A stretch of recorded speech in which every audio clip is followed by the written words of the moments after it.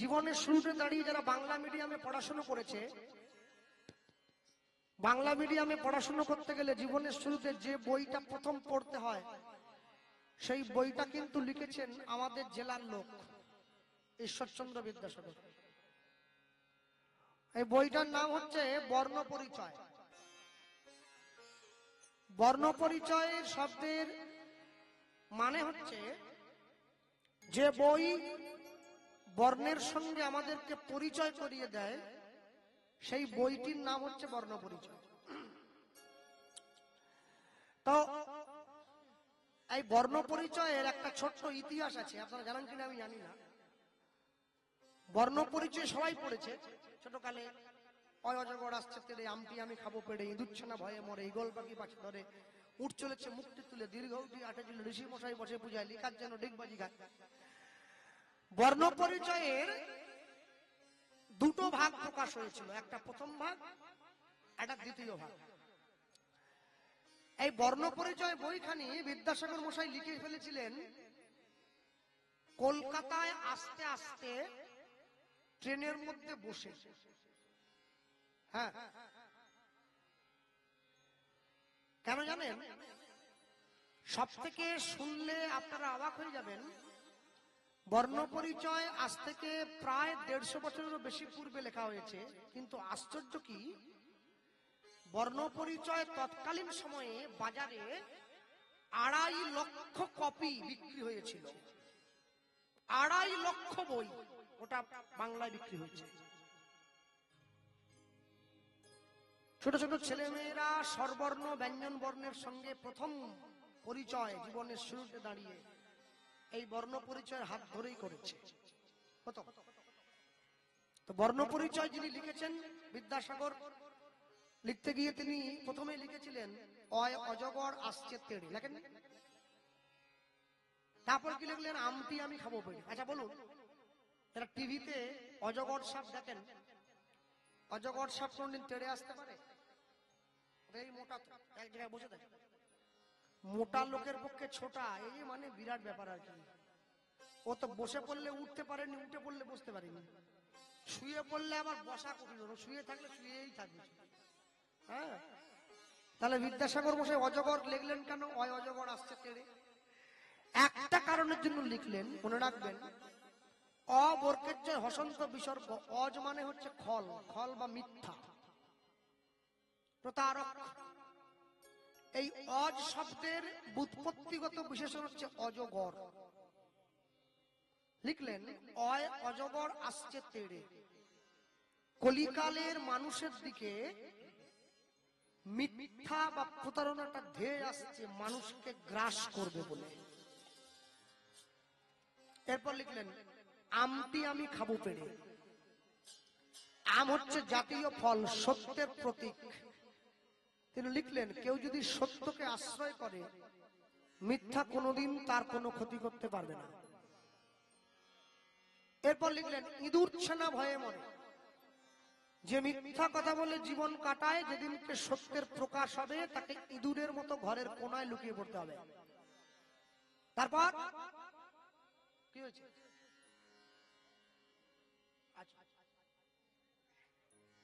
ওই ইঁদুর ছানা, আচ্ছা ইঁদুর ছানা ভয়ে মরে। যে মিথ্যে কথা বলে জীবন কাটায়, যেদিনকে সত্যের প্রকাশ হবে তাকে ইঁদুরের মতো ঘরের কোনায় গিয়ে লুকিয়ে পড়তে হবে। ঈগল পাখি পাছে ধরে, পাছে বিবেক রূপী ঈগল তার শিকার করে। উঠ চলেছে মুক্তি তুলে, যে সত্য কথা বলে সৎ পথে চলে, তার মাথা কোনোদিন নিচু হয় না, উঁচু থাকে। দীর্ঘটি আছে ঝুলে, যে পরের জিনিস নিয়ে দিন কাটায়, পরের গলগ্রহ হয়ে বেঁচে থাকতে চায়, সে কোনোদিন নিজের পায়ে দাঁড়াতে পারে না। এরপর লিখলেন ঋষি মশাই বসে পূজায়। পুজো করতে গেলে যেমন এক মন হওয়া প্রয়োজন, পড়াশুনো করতে গেলেও তেমন এক মন হওয়া প্রয়োজন। ছাত্রানাং অধ্যয়নাং তপ। তারপর লিখলেন লিকার যেন ডিগবাজি খায়। যার জীবনের কোনো লক্ষ্য নেই, একবার বলে ডাক্তার হব, একবার বলে মাস্টার হব, আর উকিল হব, লাস্টে বাঁশিরাম বাজারে গিয়ে টোটো নিয়ে টোটো কোম্পানির ম্যানেজার হয়। লক্ষ্য থাকতে হবে। জীবনের লক্ষ্য যদি নির্ধারণ না হয়, লক্ষ্যে পৌঁছানো সম্ভব নয়। মনে রাখবেন ভক্তমণ্ডলী, ভক্তিমতী মায়েরা, আমি সবার আগে বলতে গিয়ে বলবো, যেভাবে আমাদের সমাজটা একটু একটু করে বিষে ভরে যাচ্ছে, এই বিষে ভরা সমাজটাকে রক্ষা করার দায়িত্ব কিন্তু আপনাদের আমাদের সবাইকে নিতে হবে। সবাইকে নিতে হবে। কেন? যদি আমরা এই সমাজকে রক্ষা করার দায়িত্ব না নেই, কেন জানেন? আজকে সব থেকে বড় আশ্চর্য হলো, অন্য কোন ধর্মকে নিয়ে জগতে কটু কথা বলতে গেলে 5 বার ভাবতে হয়, কিন্তু সনাতন ধর্মকে নিয়ে কটু কথা যদি কেউ বলে, তাকে 2 বার ভাবতে হয় না। সে বলে অনায়াসে ছাড় পেয়ে যায়। শুধু ছাড় নয়, যথেষ্ট সম্মানও পেয়ে যায়। হ্যাঁ, তো আমি সবার আগে বলতে গিয়ে বলবো, আমার আগে যে রাধাপদ যেটু কীর্তন করলো, এই সমাজে যার বিরুদ্ধে প্রতিবাদটা আপনারা দেখছেন, এখন ছোট বড় সব কীর্তনীয়রাই কম বেশি করছে, তারা আসরে থাকলে যাচ্ছে না, গান ক্যান্সেল করছে। এই প্রতিবাদটা কিন্তু সব থেকে জোর দিয়ে করেছিলাম 2টো লোক, ওই রাধাপদ ঘোষ মহাশয় আর আমি। দেখবেন ইউটিউবে। আর যার জন্য কিছু প্রতারক, ঠক, জোচ্চোর, তারা আমাদের পিছনে একবারে আদা জল খেয়ে লেগে পড়েছে। হ্যাঁ, তো তারা ইউটিউবে, ফেসবুকে একটা ভয়েস রেকর্ড দিয়ে, আমার ছবি দিয়ে প্রচার করছে যে আমি নাকি স্বামী বিবেকানন্দকে আজে বাজে কথা বলেছি। তাও কি জানো, যে ভয়েস রেকর্ডটা প্রচার করছে ইউটিউব, ফেসবুকে, ওটা কয়েক সেকেন্ড, মানে 2-3 সেকেন্ড। আচ্ছা, কারোর সঙ্গে যদি কারো কোনো কথোপকথন হয়, ওই ফোন ধরেই কি আগেই নিন্দা শুরু হয়ে যায়? আগে কিছু থাকবে না, পরে কিছু থাকবে না, আগেই শুরু হয়ে যায়। তাহলে আগেরটা পরেরটা সেটা কোথায়? যদি নিন্দা হয়েই থাকে, আগেরটা কোথায়, পরেরটা কোথায়? কদিন আগে আপনারা দেখেছিলেন রাধাপদ ঘোষ মহাশয়ের পাশে একটা মেয়েকে দাঁড় করিয়ে ছবি দিয়ে সেটা ইউটিউব, ফেসবুকে প্রচার হয়েছিল, বলে এই তো কীর্তনিয়া। দেখো চরিত্রহীন কিরকম প্রচার করছে। ঠিক ঠিক আমার বিরুদ্ধে সেই কাজটাই করছে। মনে রাখবে, এইভাবে কোথা থেকে কি একটা নিয়ে রেকর্ডিং মেশিনের মধ্যে ঢুকিয়ে অপপ্রচার করে সনাতন ধর্মের অবনতিকে টেনে আনা যাবে না। অবনতি সেদিন হয়েছিল, কোন দিন? গোটা কীর্তন জগৎ লজ্জিত হয়েছে যেদিন কোন একজনকে মানুষ তাড়া করে ছুটিয়ে নিয়ে গেছে, যেদিন কোন একজনকে পুলিশ কলার ধরে হাফ কিলোমিটার টানতে টানতে নিয়ে গেছে। অপমান সেদিন হয়েছে। যেদিন কীর্তন করতে যাওয়া কোন কীর্তনিয়াকে বাইরের লোক ফোন করে বলে, আপনি আমাদের গ্রামে এলে আপনার কিন্তু খবর আছে। আজ পর্যন্ত কোন কীর্তন শিল্পীকে এই হেন অপমানের মুখে পড়তে হয়নি। মনে রাখবেন, আমাকে যারা এইভাবে থামিয়ে দেওয়ার চেষ্টা করছে, তাদের উদ্দেশ্য কোনোদিন সফল হবে না। কেন জানেন? সব সময় মনে রাখবেন, কীর্তন করতে এসেছি শুধু তাই নয়, আপনাদের সোনাখালীতে আমি এসেছিলাম। সোনাখালী বাজার এদিকে না? হ্যাঁ, 2-3 বছর ধরে ঘুরে দাদারা আমাকে এবছর এনেছিল বাজারে, আমি ছিলাম এবছর। তো আমি হিন্দু জাগরণ মঞ্চের একজন সদস্য। এখন এই সমস্ত প্রতারণা, এই সমস্ত যে ছল চাতুরি, এই সমস্ত যে অন্যায়, এর ভিত বহুদিন আগে উপড়ে যেত। সমস্যাটা কি জানেন?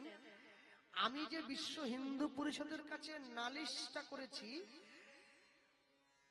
বিশ্ব হিন্দু পরিষদের মেন যারা আসল জায়গায় বসে আছে, যারা কট্টর, যারা তারা বাংলা ঠিক বুঝতে পারছে না, তারা ঠিক বাংলাটা বোঝে না, হিন্দি ভাষী লোক।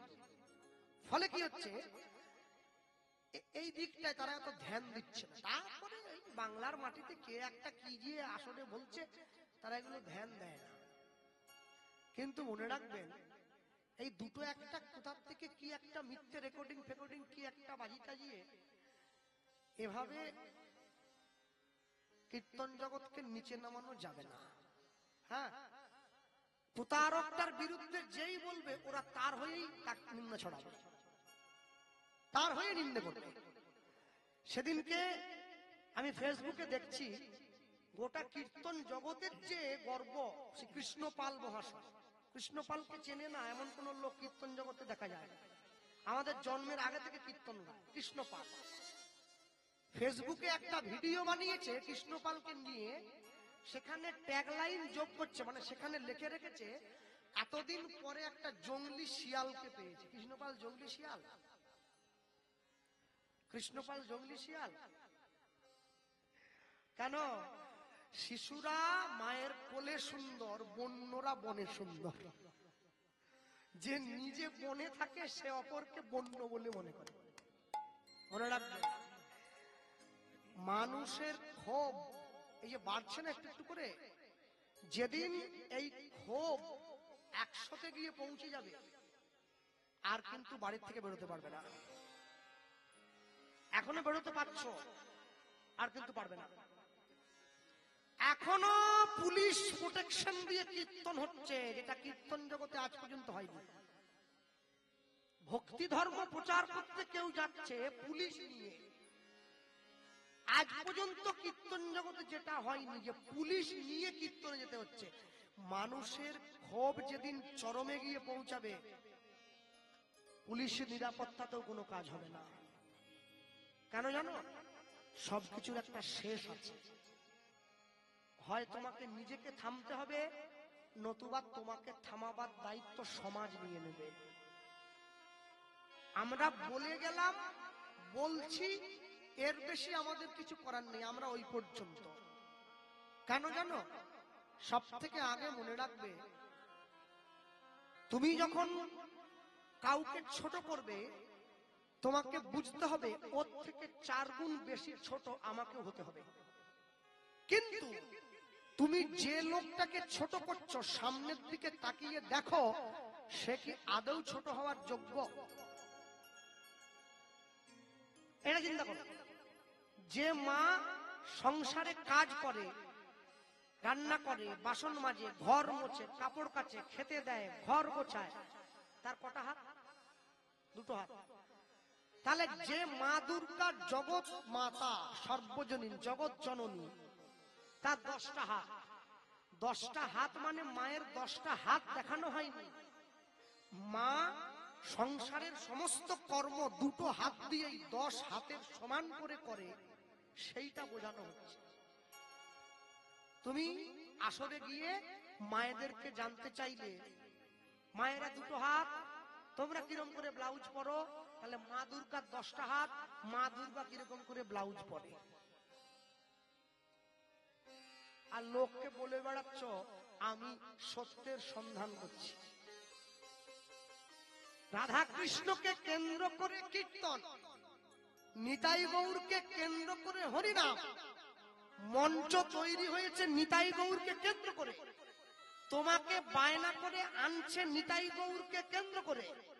তুমি আসরে উচ্চ কীর্তন করার জন্য, পিছনের মন্দিরে রাধা কৃষ্ণ বসে আছে সিংহাসনে, তুমি এলে, তাদের কাছে চন্দন ঘুটে তোমার কপালে দিল, তাদের মালা এনে তোমায় দিল।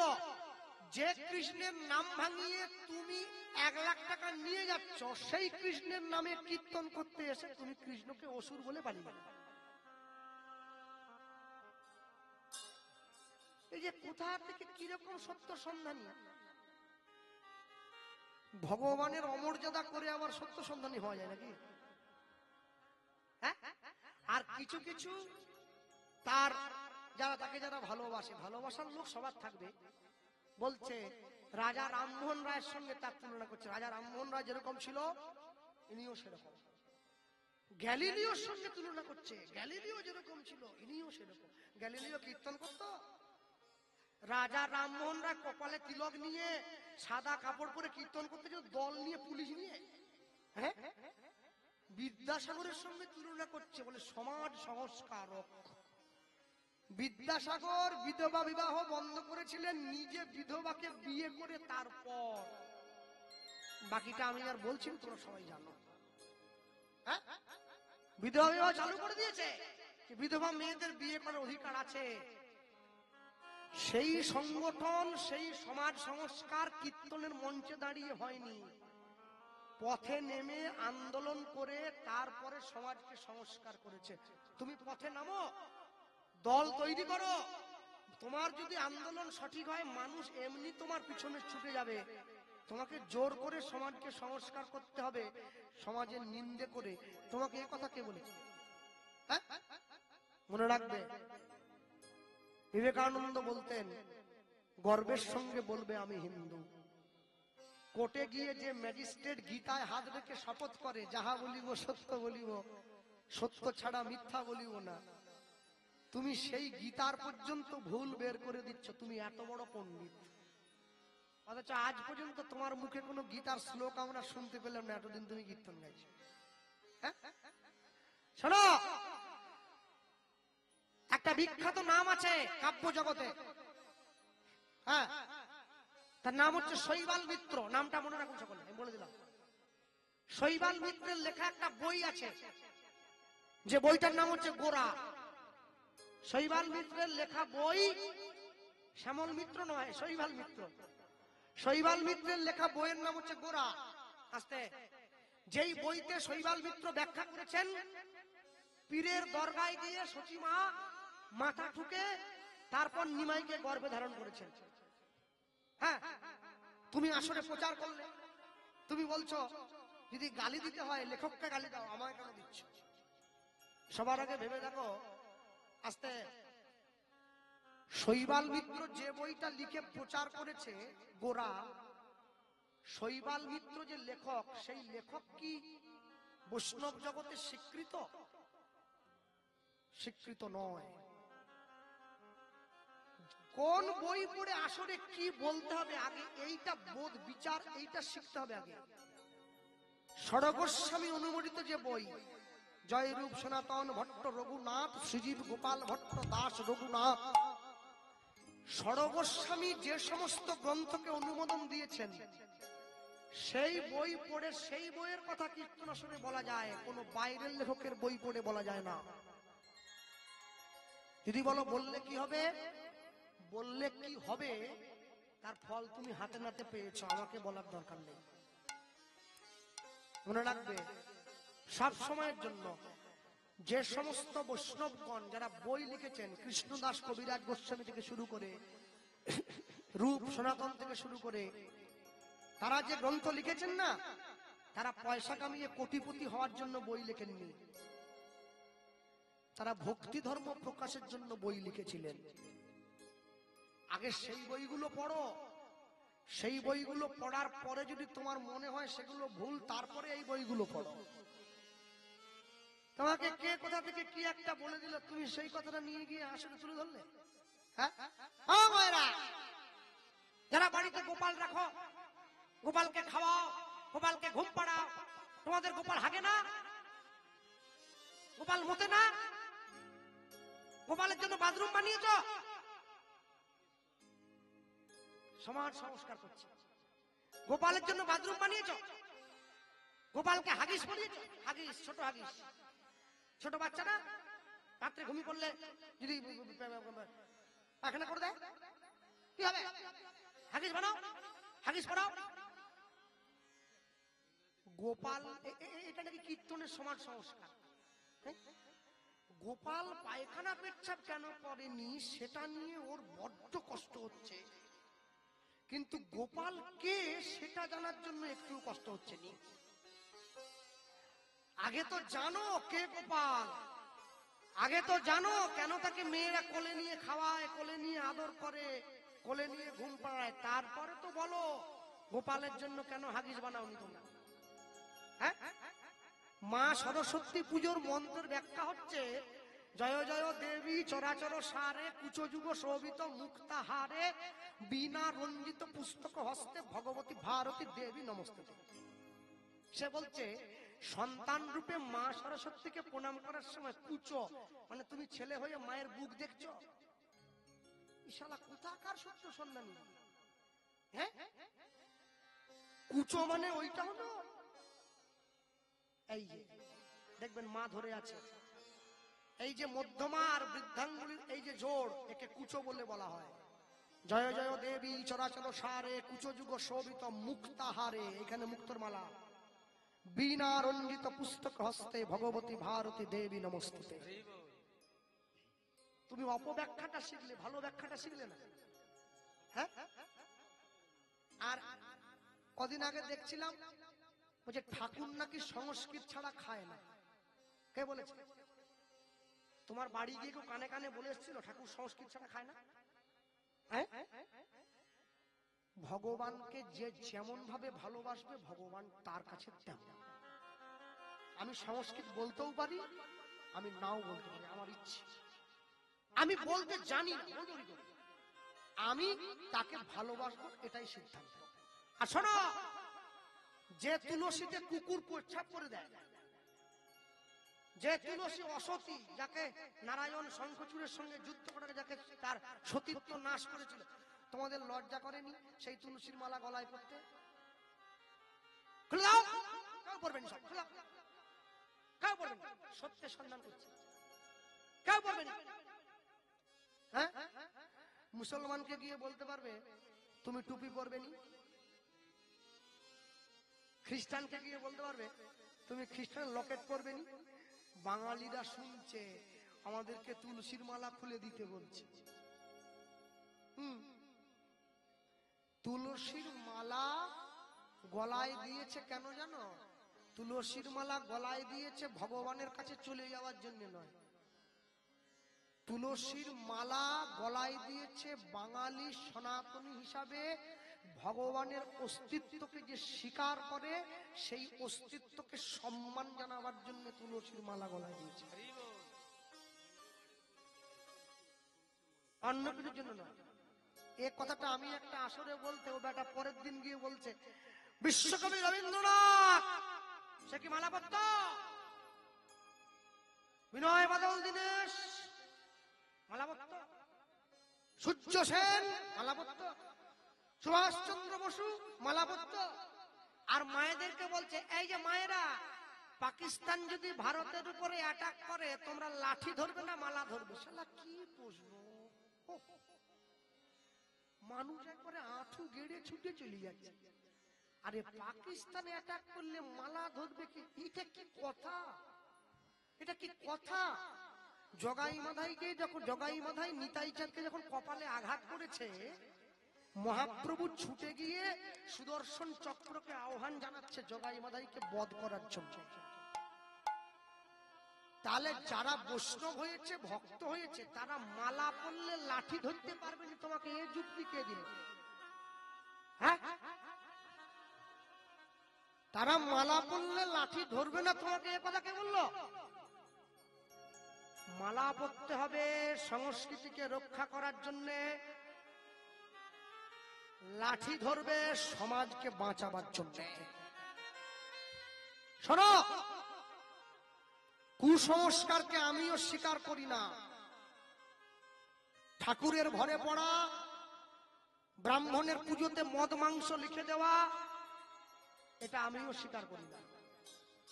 কিন্তু আমি স্বীকার করি না মানে এই নয় তুমি এক পাশ থেকে সবারটা ভুল বলে বেড়াবে আর তোমারটা ঠিক, সেটা বললে তো হবে না। হ্যাঁ, মনে রাখবেন, আমি সবাইকে বললাম আপনারা এই ধরনের অপ্রীতিকর কোনো কথায় কান দেবেন না। এতে আপনাদের নিজেদের সম্মান নষ্ট হবে, ধর্মবোধ নষ্ট হবে। হ্যাঁ, বিনয় বাদল, দীনেশ, সুভাষচন্দ্র বসু তারা হচ্ছে দেশপ্রেমিক। দেশপ্রেমিক একজন তুলসীর মালা পরলে দেশকে ভালোবাসা যাবে না, এ ব্যাখ্যা কোথায় পাওয়া যায়? আমি মালা পরে কি দেশকে ভালোবাসতে পারি না? তাই যদি না হতো তাহলে মাইকেল মধুসূদন দত্ত রামকৃষ্ণের চরণে গিয়ে আছড়ে পড়তো না। তাই যদি না হতো বিবেকানন্দের মতো শিক্ষিত ছেলে হয়ে রামকৃষ্ণের মতো মূর্খকে কোনোদিন গুরু বানাতো না। বিবেকানন্দ বুঝে নিয়েছিল শিক্ষা একদিকে, গুরু একদিকে। শিক্ষা আমার একদিকে থাকবে, গুরু আমার আরেক দিকে থাকবে। রামকৃষ্ণদেবের আশীর্বাদ মাথায় নিয়ে তবে আমেরিকার চিকাগো শহরে গিয়েছিল হিন্দু ধর্ম সভায় কথা বলার জন্য। আর আরেকটা কথা হচ্ছে, অনেক মায়েরা আমাকে ফোন করে জানতে চায়, বাবা একজন এসে বলল তুলসীর মঞ্চ ডান দিকে রাখো, আর একটা কীর্তনিয়া এসে বলল বাম দিকে রাখো, আমি কোন দিকে রাখবো? তা আমার তো উত্তর নাই। আমি বলি শিকেতে করে ঝুলি রাখো। কি বলুন, ভাষা নাই তো। কোন ডান দিক, বাম দিক, বাম দিক, সামনে, ওই সব গুলি মারো। হিন্দু ঘরে তুলসী মঞ্চ রাখতে হবে, এটাই শেষ কথা। ডান দিকে রাখবে, বাম দিকে রাখবে, যেখানে খুশি রাখবে, যেখানে খুশি রাখবে। যার বাড়ির ডান দিকে জায়গা নাই, বাম দিকে, সে কি করবে? যার বাড়ির বাম দিকে জায়গা নাই, ডান দিকে, সে কি করবে? যে কলকাতায় ফ্ল্যাটে থাকে সে কি করবে? জায়গাই তো নেই, সে উপরে ঝুলিয়ে রাখবে। তুলসী মঞ্চ প্রত্যেকে রাখবে, তুলসী মঞ্চ প্রত্যেকে রাখবে। তোমাদের মনে নেই শঙ্খচূড়কে বধ করতে গেলেও তুলসীর সতীত্ব নাশ করেছিল নারায়ণ, যার জন্য তুলসী অভিশাপ দিয়েছিল তুমি শালগ্রাম শিলারূপে পরিণত হবে। আর নারায়ণ আশীর্বাদ করেছিল তুমি জগতের সকলের কাছে পূজা পাবে, তুমি পবিত্র হয়ে থাকবে সারা জীবন। তুমি সেটা করলে না, তুমি কতগুলো বাজে কথা প্রচার করতে লেগে পড়লে। হ্যাঁ, শোনো, যে কথাগুলো প্রচার হচ্ছে এইভাবে মানুষের সমাজে, এতে করে না বিধর্মীরা সুযোগ পেয়ে যাচ্ছে আপনাদের আমাদেরকে কথা শোনাবার জন্য। তারা সুযোগ পেয়ে যায়, তারা সুযোগ পেয়ে যাচ্ছে। তারা বলছে তোদের হিন্দু তো এরকম বলে চলে গেল, তোরা আবার কি কথা বলিস? আর তারা বেশি ভিড় করে শুনতে যায় তার কীর্তন। হ্যাঁ, তারা শুনতে যায়। কারা? যারা সনাতন ধর্মের অপমান শুনতে ভালোবাসে, তারা শুনতে যায় হিন্দুদের কীর্তন।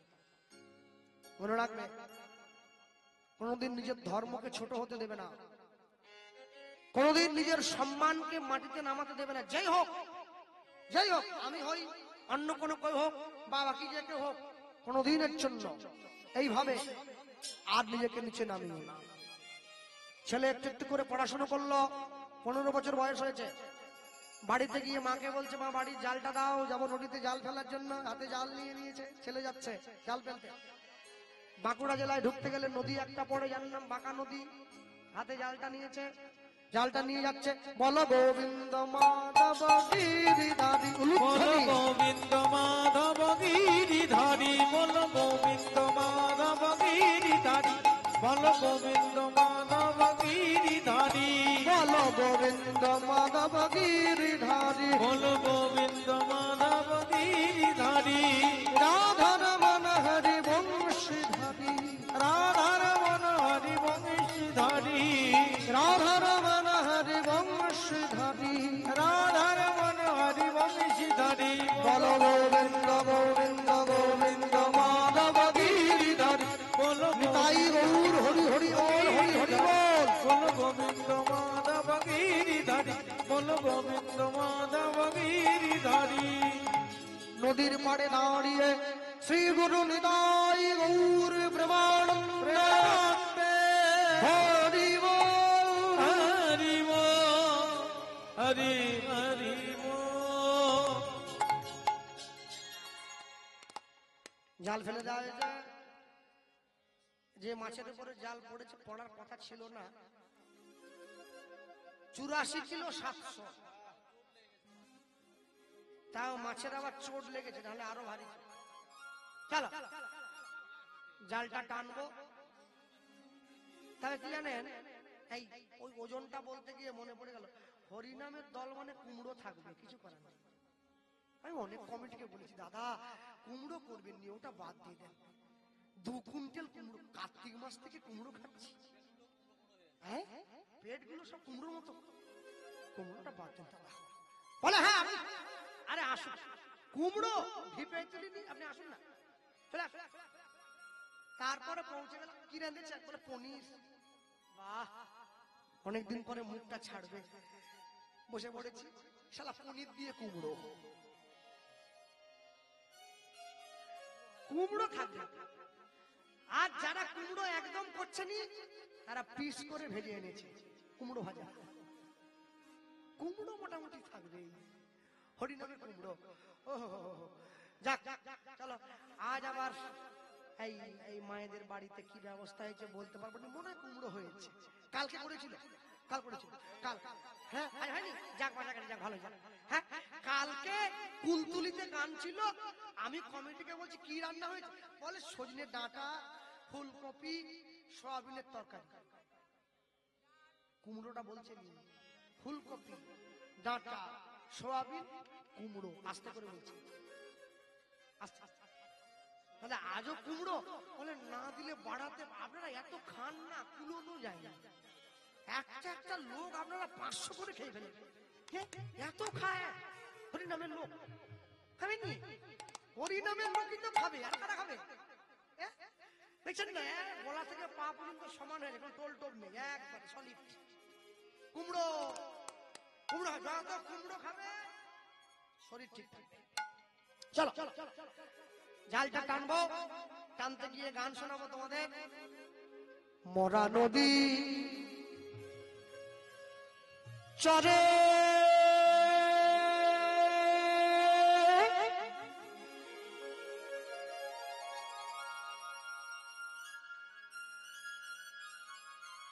সাপের মাথায়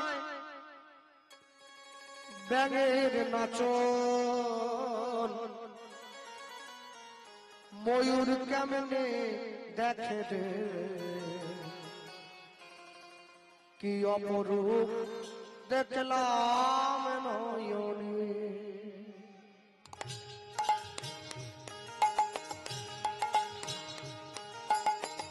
অগমরা নদীর চরে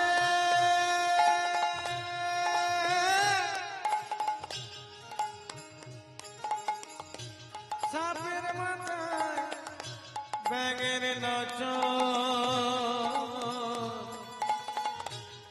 ময়ূর কেমনে দেখে কি অপরূপ দেখলাম নয়নে। শোনো, চোর গেল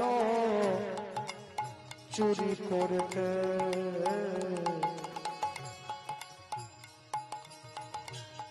মালিক পড়লো ধরা,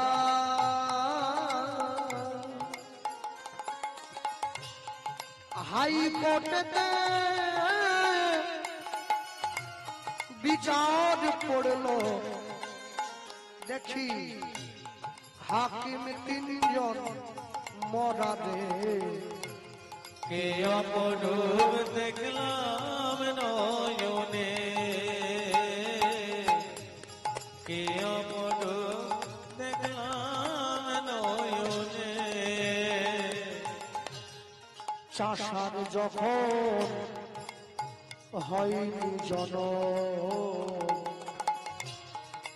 জল খাওয়ার যায় মাঠে, বলদ রইল গাভীর পেটে, বলো